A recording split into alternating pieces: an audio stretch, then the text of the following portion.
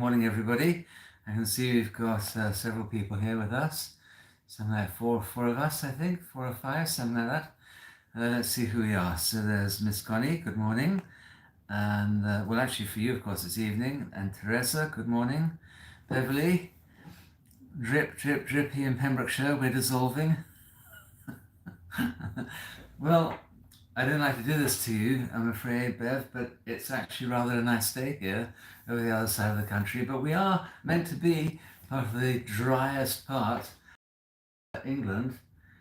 I read somewhere or other that it was drier here. We have less rain than Jerusalem. I don't know why that should be interesting, but there we are. That's what they say. But certainly over in Pembrokeshire, you've got all that water coming out of the Atlantic sploshing down on you, so good luck to you. Good morning, Penelope, and Christos, Kalimera, and Greg, good morning. And who else we have? 22 degrees in Athens now, well, lucky old you. It's about 12 here, I think. Suzanne, good morning. Lovely day in Cambridgeshire, excellent. Good morning, Joan. Coffee and making donuts. Yeah, that's a nice way to make us all feel hungry. Nice about donuts is they are, of course, perfectly good fasting food. Let me just straighten that up a bit, otherwise you'll all think that I'm in some leany place like Italy. Good morning, Frank. It's my privilege, Frank. I enjoy doing the Bible studies. I do them. I've been doing Bible study like this for myself for years. And then as during COVID, I thought, well, something I could do is just simply, because I obviously study the scriptures every day for about an hour, like everybody should. And why don't I just share what I've discovered with everybody else?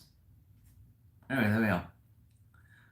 We're very dry lips at the moment. It comes from too much kissing of icons. Simon, good morning to you. Yeah, glad you're having a nice sunny day as well. Let's hope it continues. I didn't really hear the weather forecast this morning, so British people tend to be wedded to the weather forecast. There we go. Today we're going to be reading Acts chapter 10, verses 23 to 33. When I was looking through it to begin with, there's not much to see here, but actually there's a tremendous amount to see. Now, actually got digging into the church fathers, particularly St. John Chrysostom, you discover there's a lot that comes out of all of this. Anyway, let's crack on. Where are we? I'm going to start from yesterday's verse, at least the second part of that. On the next day, Peter went away with them, and some brethren from Joppa accompanied him. So, chapter 10, verse 24. And the following day, they entered Caesarea. Now Cornelius was waiting for them and had called together his relatives and close friends. As Peter was coming in, Cornelius met him and fell down at his feet and worshipped him. But Peter lifted him up, saying, "Stand up, I myself am also a man." And as he talked with him, he went in and found many who had come together. Then he said to them, "You know how unlawful it is for a Jewish man to keep company with or go to one of another nation. But God has shown me that I should not call any man common or unclean. Therefore I came without objection as soon as I was sent for. I asked then, 'For what reason have you sent for me?' So Cornelius said, 4 days ago I was fasting until this hour, and at the 9th hour I prayed in my house, and behold, a man stood before me in bright clothing, and said, 'Cornelius, your prayer has been heard, and your alms are remembered in the sight of God. Send therefore to Joppa, and call Simon here, whose surname is Peter. He is lodging in the house of Simon a tanner by the sea. When he comes, he will speak to you. So I sent to you immediately, and you have done well to come. Now therefore we are all present before God to hear all the things commanded you by God.'" Well, there we go. Let's see what we can make of that then. So verse 23, really a recap on yesterday. Peter has been sitting up on top of his house, and he has seen this vision, and the vision itself is surprising to him because he's asked to eat all sorts of disgusting things that he doesn't want to eat. He's not going to eat all the glorious donuts that Joan is currently making. In fact, he would eat those, but he's being invited to eat lots of creepy crawly things that will quite put poor Thecla off her breakfast, and me for that matter. Now, these guys have turned up asking the Peter to go all the way to Caesarea from Joppa. It's about 30 miles away, give or take. It's very difficult to tell nowadays, but in a sort of walkie-walkie sort of way, it's about 30 miles. Lots of donuts with blueberry jam inside. That sounds good. There we go. Then the following day, they entered Caesarea. Now, Cornelius was waiting for them and had called together his relatives and close friends. So the following day, probably a day and a half's journey. They were much fitter back then than we are now. If you read any Victorian books, you'll see that people, it wasn't quite they thought nothing of setting off and walking 25 miles somewhere, but they were far and away more capable of doing that sort of thing. There's a book I remember reading years ago. It's about a Victorian country parson, and he would regularly walk 8 miles each way to visit somebody who needed his spiritual care and prayers. Nowadays, you'll find that most clergy will be hard pushed to walk 800 meters because they go even that short distance by car. So about 2 days' journey. And when he arrives there, Cornelius is waiting for them.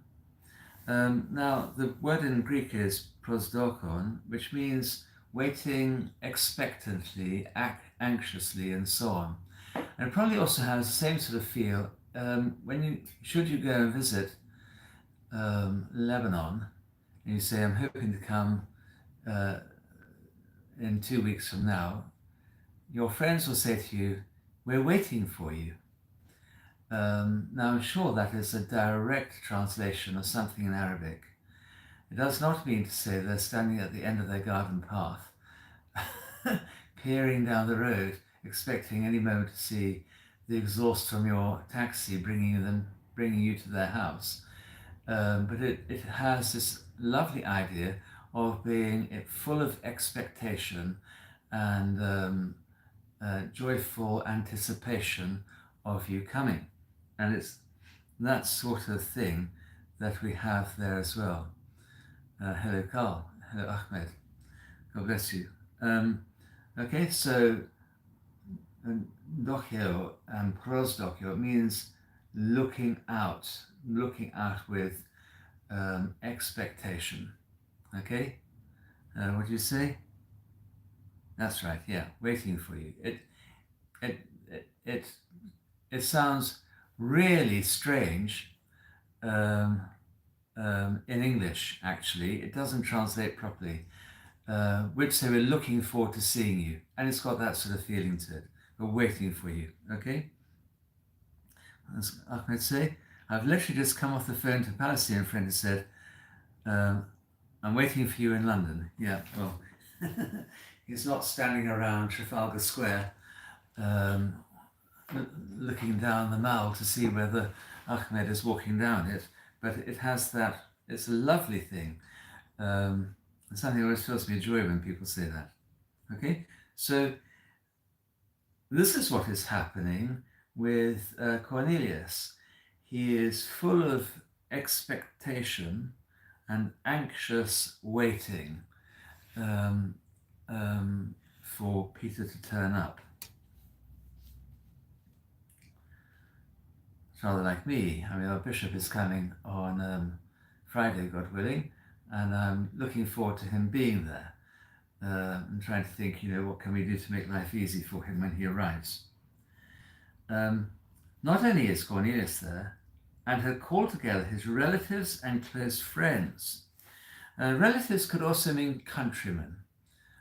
So other Romans that he knew could be relatives, but his countrymen and his close friends. So Cornelius's almsgiving and prayer is going to did save, a company of those people that he loved, not just those immediate people around him, and not just himself. But you can see the sort of generosity of spirit that he has. He has this person coming from Joppa to Caesarea, and rather than just sort of say, okay, I'll wait here and see what he says, he has gathered together around him all those people that he loves. So, and the same really is true about mission. You think about countrymen and relatives, about being a bit like the Lord's commission. He said, first of all, Jerusalem, that's your relatives. Then Judea, those are your friends. Then Samaria, those are people, your neighbors, people are near you. And then into all the world. And then everybody else, all the others as well. Okay? So your relatives, like Jerusalem, your friends, Judea. And that's what he's done. He started with those people closest to himself. As Peter was coming in, Cornelius met him and fell down at his feet and worshipped him. So, interesting things has gone on here. Cornelius would be the sort of person who would expect people to come to him. So you stand, there are various ways that things can happen. So you stand where you are and you let somebody come to you if you're important. And Cornelius was important. He was a centurion. If somebody arrives at your house and you go out to meet them, then you are saying, really, you are more important than I am. And to meet somebody at the threshold, to go out and so on. So Cornelius is showing his humility here, and then he slightly overdoes it by doing proskynesis before St. Peter. He bows down to the ground in front of him. It says in English, worshipping him, but proskynesis, a type of worshipping him. Now it's possible, and some people wonder, whether this means that Cornelius is still partly pagan, or whether it really is a very dramatic way of Cornelius showing respect to Peter. But Peter is also a humble man. And Peter lifted him up, saying, verse 26, stand up, I myself am also a man. So you see here that even though we all know that St. Peter is a man of huge importance, not in a worldly sense, but in a spiritual sense, hugely important, he recognizes himself that despite all of this, at the very best, he's just another ordinary person trying to do God's will. Okay? Stand up, I'm also a man. Verse 27. And as he talked with him, probably saying this, he went in and found many who had come together. So, chatting with him, explaining that he's a man, probably saying, what sort of journey do you have and all that sort of thing that people do. All these niceties. And also saying, we don't do that. We don't bow down to the ground in front of each other with us. Although nowadays we do. But we do so as an act of humility. And it's probably that Cornelius is doing. And as we do so, then the other person also bows as well, imparts a blessing. He entered the house and he found a crowd had come together. Now, this is another shocker for anybody who was a traditional Jew. If, say, the local rabbi had been walking past, had spotted Peter, dressed up, of course, and looking like a Jew, walking down the road, maybe greeting the rabbi, and then turning to the right and knocking at the door of Cornelius' house, and Cornelius coming out, and he would have seen Peter going inside the very house of this Roman. The rabbi would have had 40 fits at that point. Started laying metaphorical eggs. The way chickens cluck. but he goes into the house. Then he said to them, "You know how unlawful it is for a Jewish man to keep company with or go to one of another nation. But God has shown me that I should not call any man common or unclean." So maybe I'll carry on for a bit. "Therefore I came without objection." No, I don't. I'll stop there. So St. Peter doesn't rehearse his own vision. He doesn't want to trump Cornelius. He is not going to say, "Look, I'm only coming here because God told me to, and told me to by showing me a whole series of disgusting animals, and so they're no longer unclean. And now I'm with you disgusting Gentiles, and now I have to say you're not unclean." Okay, so he leaves all of that out. He's not going to trump Cornelius in any way. So that's number one. The second thing from this is the word there, keeping company, also means unite myself to. Okay, so the idea of keeping company with somebody is also making yourself one with them. And this for Judaism was forbidden for obvious reasons. If you want to keep the religion pure, you keep the household pure. If you want to keep the household pure, you keep the marriage pure. If you want to keep the marriage pure, you don't yoke yourself to an unbeliever. And we probably, all of us, know situations where a very good pious man or good pious woman has fallen in love with, married somebody of no faith or a different faith, and then you have compromise within the family, and the children inevitably grow up somewhat confused. Or nobody goes to church on Sunday, as happened in my family. Or they all go to one church and mum goes to another one. Or they all go to one church and dad goes to another one. Or, all sorts of complications. Or things have to be watered down in order to play to the other person within the relationship. And all the way through Judaism, one sees, if you read the Old Testament, bad things happen to them when the king and others, they take wives, and it was wives, from other nations. And in the time of prayer of Manasseh. In the time of Manasseh, the temple had been filled with shrines and altars to other gods, who were the gods of the various wives and aunties and others that Manasseh had. And so after he had been taken away and came back, that he cleared out all this nonsense. Okay? Good morning, Natalia and Maria and Alice and Jonathan. Yes, see you later. That's nice. Please help in the choir. Natalia, my condolences to you. God bless you and keep you. We'll be praying for John later on. Okay. Anything else to say? Oh, yeah. So Peter, knowing this, that it's unlawful for Jewish and Gentile association, says that effectively the old order is now gone. No distinction now of race or background or class or nation or even sinfulness. All that past will not count at all because we're all one family in Jesus Christ. A very important little bit. Nobody is common or unclean. And the main thing that makes somebody unclean is sinful behavior. But that sinful behavior can be and has been taken away by our Lord. Therefore, verse 29, "Therefore I came without objection as soon as I was sent for. I asked then for what reason you sent for me."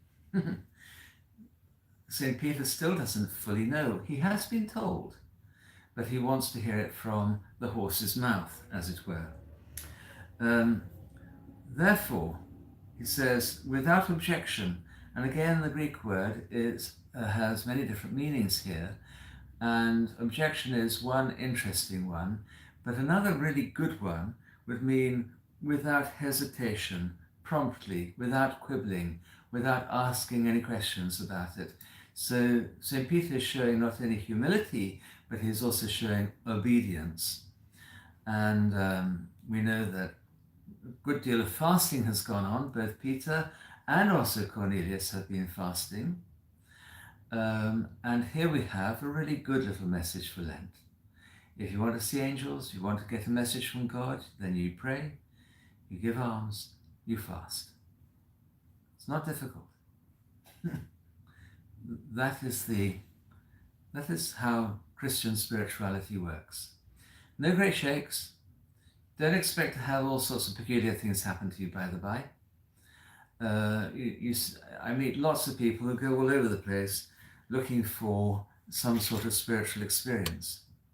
The best spiritual experiences you can have are reading the Psalms, praying, fasting, that means not eating, or eating very simply poor food, and almsgiving, giving money away or your time away.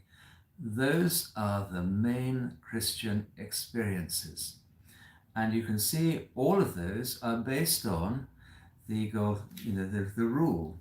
You shall love the Lord your God with all your heart, with all your soul, with all your mind, and your neighbor as yourself. If you want to do that, you pray, you fast, and you give alms. That's how to fulfill that. And that is the main Christian experience. It's rather like a Buddhist friend of mine who was startled to discover that Buddhists in this country spend all their time meditating and ringing little bells and doing all sorts of stuff like that. And he said, in Thailand, we give alms. That's the main spiritual experience of a Buddhist. We give alms. I thought, yeah, I know Christians like that too. Okay? What was I saying? Humility. There we are. Peter came immediately and he says, so, okay, what can I do for you? Why have you sent for me? So Cornelius said, verse 30, and we're going to read 30 and 31. So Cornelius said, 4 days ago, I was fasting until this hour. There's the fasting. And at the 9th hour, 3 o'clock in the afternoon, I prayed in my house. There's the prayer. And behold, a man stood before me in bright clothing and said, Cornelius, your prayer, there's the prayer again, has been heard, and your alms, there's alms, are remembered in the sight of God. I said a lot of this already, so I don't need to say it all over again. So 4 days. We know the way the Jewish people count, so at that time. So let's say that the vision happened to him on Monday, Tuesday, Wednesday, it's now Thursday. Okay, that'll make sense. They give them time to do stuff before the Sabbath turned up. We don't know which day it happened, but that's the way to count it. So 4 days later. So say it happened Sunday, Monday, Tuesday, Wednesday. Okay? Night had been. Happy Wednesday to you as well. Sounds like Anton. So Monday to Thursday. Monday, Tuesday, Wednesday, Thursday. Yep. Slightly different version of the same story which has already been told. So you look back, you'll see it's slightly different. And here we're told slightly different things. So it was in the context of prayer. We've been told that before. It was sudden. We get the words there, and behold. Okay? And lo and behold, the magician pulled out his magic wand and said, abracadabra, and whatever it is happened. And suddenly, an angel, well, he doesn't have to say, it looked like a male man. The word is not anthropos, here's aner, which means a male human being. So he looked like a male man. And this was next in radiant clothing, so bright clothing. And we've had bright clothing before, haven't we? In the tomb, They're two men in shining apparel that appear to the women at the tomb. Two men, in inverted commas, Anef. We know now that the angel is able to talk. So he doesn't just sort of beam thoughts into Cornelius's head, he speaks to him. And we shouldn't be surprised about that, because so much of the good news is about words. Christ himself is the word. God, at the very beginning of the Bible, speaks, and at the end of the Bible, speaks all over again to bring everything into its beautiful conclusion. And here the angel speaks. He looks like a human being. He's dressed in radiant clothing. He knows who Cornelius is, and he mentions Cornelius's prayers and almsgiving in that order. He doesn't need to mention the fasting, because Cornelius is actually doing that at the moment. And he says, your prayers are, and alms are, your prayers heard, your alms remembered. So God hears the prayers, but the alms, the word is recorded really. Your alms are in the record of God. It's rather like when we say memory eternal to somebody. The feeling there is that the person, it's not just that God is remembering them, but God has them in his record, in his memory. It's a bit tricky to try and say what it is. That God knows all about them, even though they might be dead. They're there with him, remembered in the sight of God. Okay, verse 32 and 33. Send therefore to Joppa and call Simon here, whose surname is Peter. He is lodging at the house of Simon, a tanner by the sea. When he comes, he will speak to you. So I have sent you immediately, and you have done well to come. Now therefore we are all present before God to hear all the things commanded you by God. So his instruction was now being fulfilled. He's done what he's been told to do. So I sent you immediately. And then it says here, you have done well to come. It sounds as if he's congratulating Peter for having come, but actually the feeling of it is more, and you have been good enough to come. We're grateful that you have come. It's a wonderful thing you've turned up for us. You've done well to come. That is the way to think about that. Okay, rather than saying, yeah, you did well to come. Thank you so much for coming. Now therefore, we're all present before you. We're all here before God. And to hear all the things commanded you by God. And we are all ears with all my companions. Now, really important this, despite the fact that Cornelius is a man of prayer, despite the fact that he is a man who is a man given over to almsgiving, despite the fact that he is a man who fasts, he realizes there is something missing. God has one more thing to give to him to make things good for Cornelius. We know what that is. St. Peter knows what that is. He needs Jesus Christ. He needs to have the good news. He needs to be filled with the Holy Spirit. He needs to start with being baptized, receiving communion, and have all the other sacraments of the church in order to be built into Christ and therefore have eternal life. So Cornelius, good as he is, still does not have that one thing necessary, which is our Lord. Okay, I think we can finish there. Tomorrow we will begin by hearing St. Peter proclaiming the good news. And it's a really interesting way that St. Peter, it was quite long, so we might break it up over a couple of days. Meanwhile, let's see who has turned up.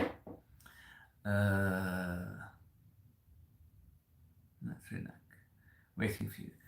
Aha. Alice, good morning. And Maria, Natalia, I think we said good morning. Jonathan, see you later. Yes, it's nice. Madalena, who Jonathan and Madalena are married to each other. Your blessing, Father. Good morning, everybody. Lots of flowers from you. Knighted Bean, happy Wednesday. Hope you all have a blessed day. Thank you. It's my privilege. Okay. No big questions in that case, so hopefully nobody has any. Natalia asked me to pray a couple of days ago for a friend of hers, John, who's been very poorly and died last night. So if you could keep John, please, in your prayers today. He died very peacefully, apparently, so we need to thank God also for that, and ask that his memory may also be eternal, along with the alms of St. Cornelius. Pray also, please, for Joseph and Judy. Joseph, Aaron's son, and long-term problems, but things seem to be on the mend there, I think. Judy, carry on praying for you, Judy, if you're listening in. Sending you our love as well. And then there are people with various mental health problems like Alex and Elizabeth and Benjamin and Dino's Simon. And then there are those with cancer. One person, I don't have permission to say who she is, but the wife of a priest. And then Anthony, Daniel, of course, the King, the Princess of Wales, Jennifer, Angela, Popsy, Athanasius, Philip, Yanis. And of course, pray for each other. Today we have got the Liturgy of the Pre-Sanctified Gifts later on.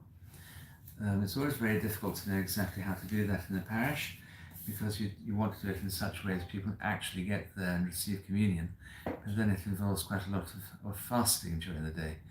There we go, never mind. If you like this, you find it useful, there's always this thumbs up, and you can, what's the word, subscribe, and click on that little bell. That's all hopeful. It's a beautiful day. I am almost certainly going to see very little of it today, because I have got a mountain of writing to do today, one way or another, all of which I'd rather not do. I'd rather be sitting outside, drinking a coffee with Joan and all of the rest of you all sitting around us as well, and scoffing all of her blueberry donuts, which have been sitting in my mind ever since she mentioned them, and I'm almost drooling thinking about them as well. And on that delicious note, may God bless you and keep you, protect you from all harm, and inshallah we shall meet again tomorrow. Okay? Righto. Okay. Take my laptop outside, then I won't be able to see what I can do. I won't be able to see too much glare on my little lappy here. And anyway, everything's on the other machine, and I find this one is slightly broken, so I can look at it, but I can't actually use it terribly well. Righto, okie dokie, righto. Have a lovely day. Where are we? There we go.